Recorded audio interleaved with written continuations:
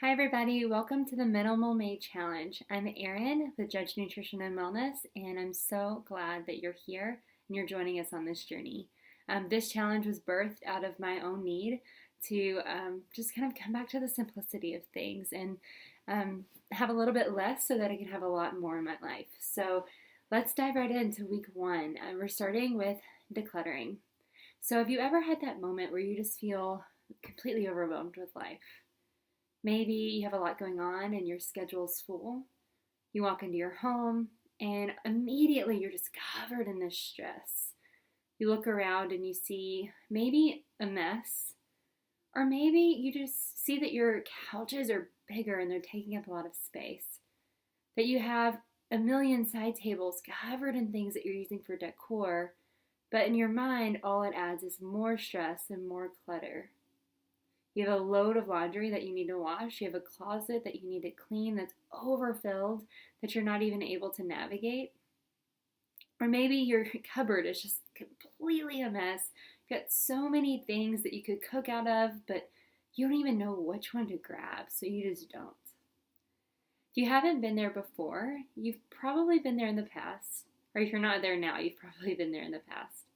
And if you're not, or you haven't, you are probably going to be there in the future. It's part of life. It's what happens. And I'm right in the same boat with you. I've been there many times, and I'm there now. So in January, whenever I started my company, I was full of excitement, and I've loved every single moment. But I started it right after I got married, bought a home, got a puppy, was still doing a full-time job, was still doing another part-time job. So there are many, many days where I've felt so overwhelmed and exhausted, mostly because of all of the work that I'm doing, but also because there's a lot of clutter around me. And at times I find it really hard to get rest and to settle in my space. I used to find rest during, my lazy afternoons after work where all I had to do was drive home with minimal traffic, change into my comfy clothes like the ones I'm wearing now, head to the park for a run or get a hammock, go back home, cook dinner at my own pace, then maybe hang out with my husband now, and just chill.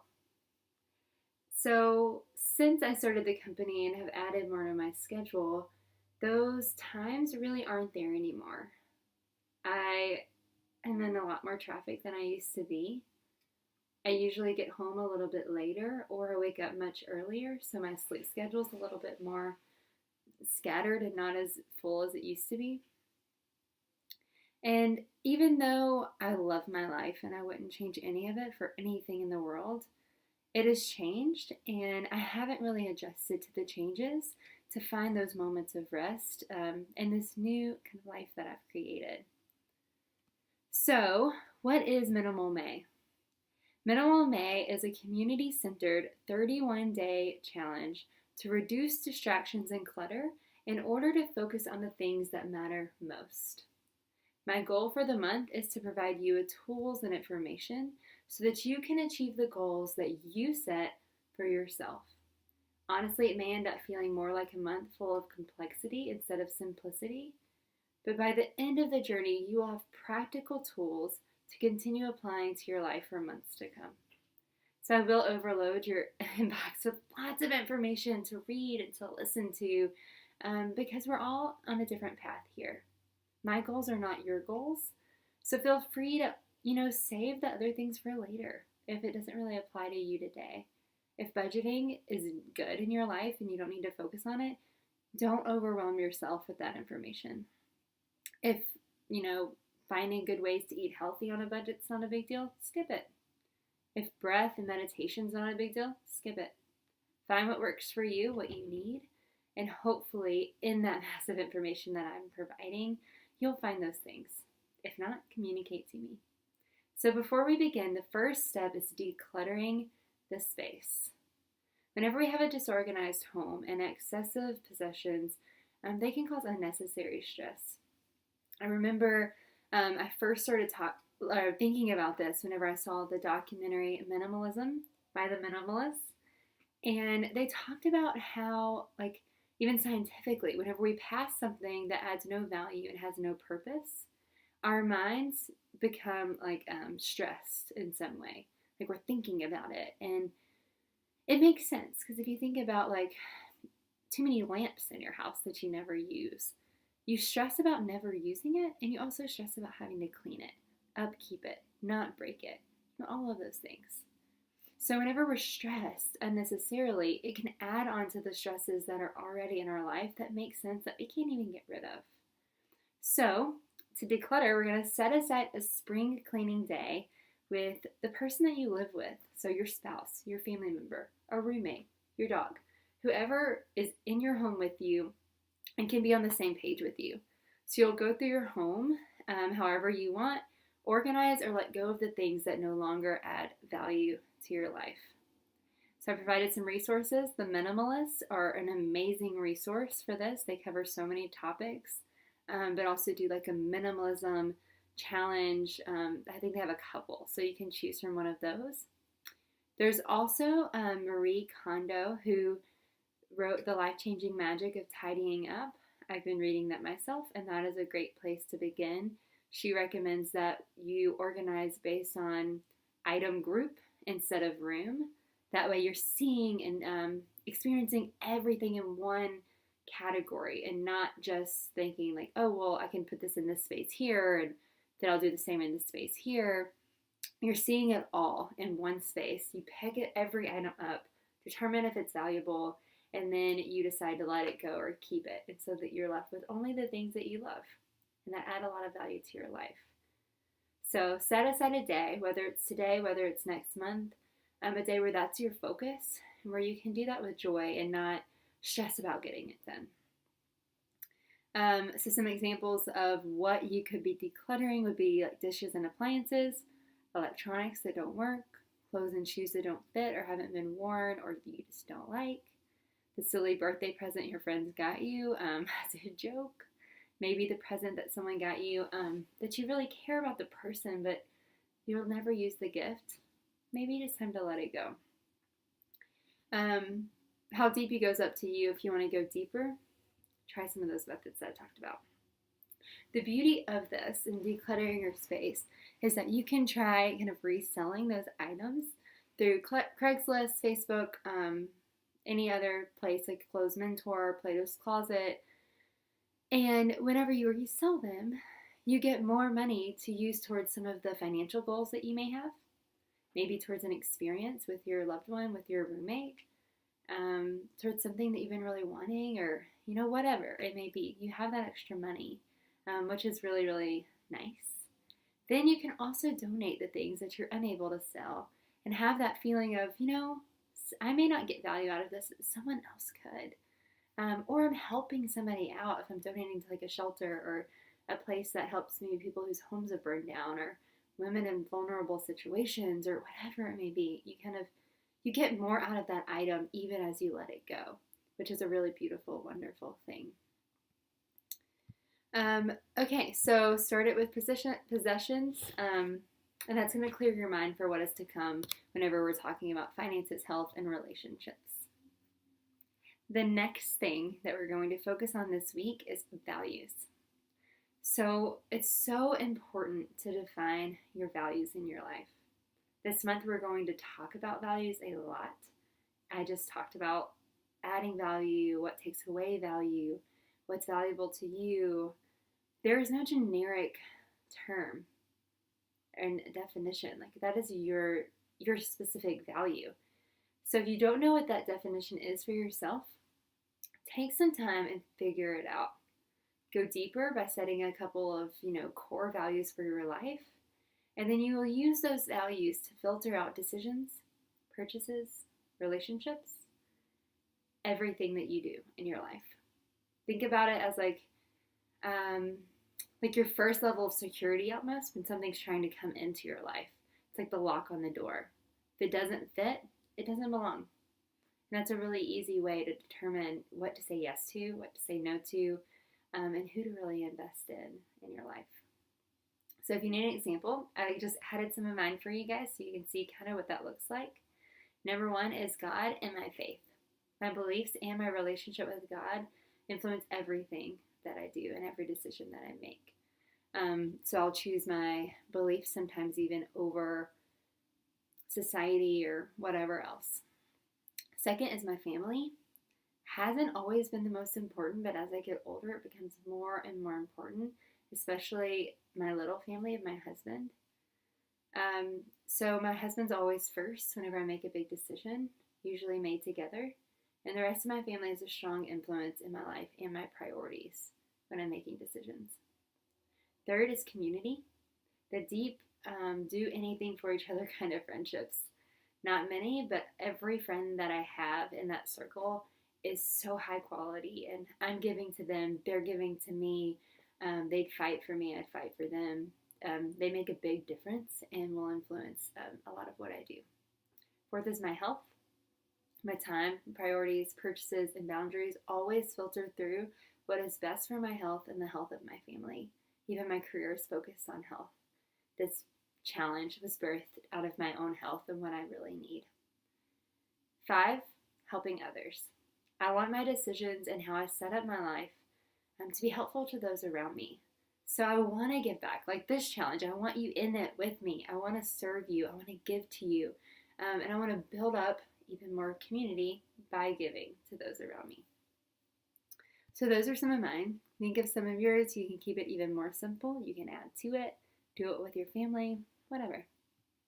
So after you've set your vision, now let's focus on setting goals. With a clearer mind and your values clearly defined, it's time to set a goal or 2 or 3, whatever you want to accomplish this month. These may be more broad, maybe not clearly understood yet, but these will help guide what challenges you accept this week, what you don't, what information you hold on to, what you keep going with. That's where you're going to get that little guide. So if you need a little bit of guidance, here's some questions that you can ask yourself to make those goals. I suggest sitting down in a quiet space, either listening to this or reading it off of the piece of paper, and just really answer them honestly with yourself. So what do I want more of in my life? Do I want my life, or what do I want my life to look like in 1 year?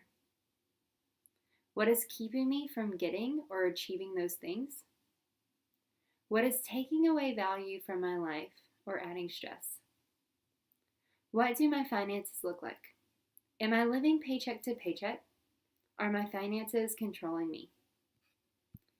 Who do I want to connect deeper with? How am I coping with stress? Am I using excessive shopping or food and drink to cope with negative emotion? So there's many different questions. Those are just something to start, but let that guide you and explore yourself a little bit deeper. That inner dialogue can be extremely helpful in identifying areas of your life that need focus, simplicity, efficiency, and control. So some of my goals as another example for you. Number 1 is to save at least $400 by cutting back on groceries, eating out, and cutting back excessive spending. 2, decrease time on social media to increase connection with my husband and friends. 3, add more intention to my movement during the day to combat stress and improve health. 4, manage my stress and time better to have more capacity for my relationships and even my work and my time. So you can see where these are pretty broad. They're not SMART goals. They're not really that measurable right now, but they at least align my focus even more so that as I'm moving forward, I know kind of what I'm looking for and what I'm wanting to experience. And as I'm choosing to do things each day, these are at the forefront of my mind. So there's something to kind of go off of, which is nice. So that's really the core of what we want to focus on this week. Decluttering kind of is like in passing, but it really is one of the most important parts. And then setting those intentions and those goals so that as you declutter your space, you're also kind of organizing and decluttering your mind. Writing things down, having them at the forefront of your mind and of your day will allow you to get rid of those distractions and create a lot of focus around what you're doing and why you're doing it. makes it a lot easier to start, reading through documents and pursuing silly little challenges because you know that there's a bigger why. So really focus on that. Take the time. I challenge you and I encourage you. So we're going to move into budgeting for groceries. My husband is going to cover all of the budgeting material, so that'll come a little bit later. But when we're talking about grocery budget, if this is an area for you that you need to work on, we're going to do it. So I'm so passionate about helping people learn how to eat healthy no matter what their budget is. So I think sometimes we think it's one or the other. Like, oh, I can only eat healthy if I, buy all organic produce and buy all of these extra things like flaxseed and chia seed and these powders and supplements and whatever it may be. The truth is, those things are wonderful. And if you can put them in your budget, if you can fit them in, go for it. It's awesome. But if you can't, and you go into debt trying to do that, you're not helping your health. Financial health is just as big a part as your health as some of these decisions you make, like which groceries that you buy. So, I've been there. I've been a college student. I've been unemployed. I've had a part-time job in an expensive city. So I know what that's like, and I empathize with you, and I'm going to give you a little bit of tips. And even my grocery list, which is the most helpful thing. If you want recipes, you'll get them. Just ask. So each week I will give you a sample of my menu and my grocery list to show you how you can still eat healthy on a tighter budget. This isn't meant to be a list, like a meal plan for you, but it is purposed to give you ideas of simple, healthy, affordable meals that you can make in order to cut some of your grocery costs. A few little tips on cutting down on your grocery costs is to eliminate excess. Desserts, seltzer water, alcohol, dairy like cheese, all of these and more can be excessive in your diet. Not saying to eliminate these, not saying to restrict these necessarily, but there are foods that you would take out first for a short time to reduce spending and be able to prioritize the foods that add nutritional value to your diet. Think about nutrition, like dense foods would be fruits and vegetables and high quality protein and whole grains that serve a purpose. Like those are the foods that you want to prioritize. You can drink plain water if you have to for a little while, unfortunately. Second would be to plan. If you plan out your meals so that you can use common dry ingredients and spices, there's a really good chance that you will save money overall. I think my friend Katie mentioned in one of her guest posts this week on food waste of setting kind of a theme for your week of like Tex-Mex or Italian or Mediterranean. That allows you to buy some common ingredients that'll just go further. Like buy that cilantro and actually use it all, instead of just having to buy another thing of it in the week after the first one you bought went bad. That's the whole goal there. You also, whenever you're planning, you will be able to actually purchase the ingredients that you need. You won't go to the grocery store blind, and you'll hopefully not purchase too much that gets wasted or too little so that you end up having to go out to eat because you weren't planning appropriately. So choose how many meals you need, plan, write it out, go to the grocery store, stick to the list, or order online, if you have free delivery or free pickup, and that will allow you to make sure you stay in your budget. The third tip is to choose more affordable options. Seems simple, but I'm here to tell you, here to give you that encouragement to actually do it. If eating organic is important to you, make it work with your budget. If it's not in your budget, it's better for your health for you to eat more fruits and vegetables that you can afford instead of only eating like 1 or 2 organic fruits or vegetables. For me, I prioritize like my greens, my berries, some of those like more delicate fruits and vegetables. But if I'm on a super tight budget, even with those sometimes I won't. I'll switch it out for the regular because it's better for me to get some greens in. The next one would be like your proteins. So choosing kind of more affordable proteins. I eat more of a plant-based diet. It's cheaper. So if you're trying to cut back on spending, maybe either limit the amount of meat that you're buying and substitute some of it with some plant-based proteins like lentils and beans, quinoa, or cut it out altogether at home, and then whenever you go out, you can enjoy those things. So you're paying for it there instead of at your home. But looking for some of those more affordable options as well will help. Another one is to really think about the things that are on sale. So be flexible even with your meals that you're planning. If you've got a certain vegetable you want to use, but another one's on sale and could still be used in the same way, just switch them out and give yourself that freedom. So for week 1, we're also going to talk about what I do while I'm planning my food lists and my meals to give you even more information. So the first thing you're going to do every single week whenever you're planning meals is to check what you have in your pantry and in your fridge. I did that this week, and that's what's influencing what I do.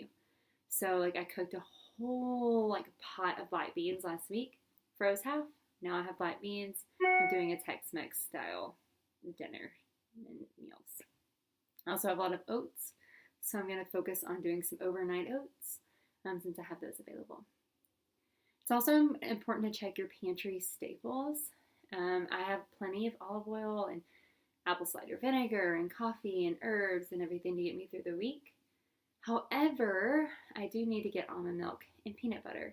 So it's good to know that those staples tend to be more expensive. So if you need some, then you may have to go a cheaper route on some of your other groceries, or know that one week may be a little bit more expensive than some of your other weeks.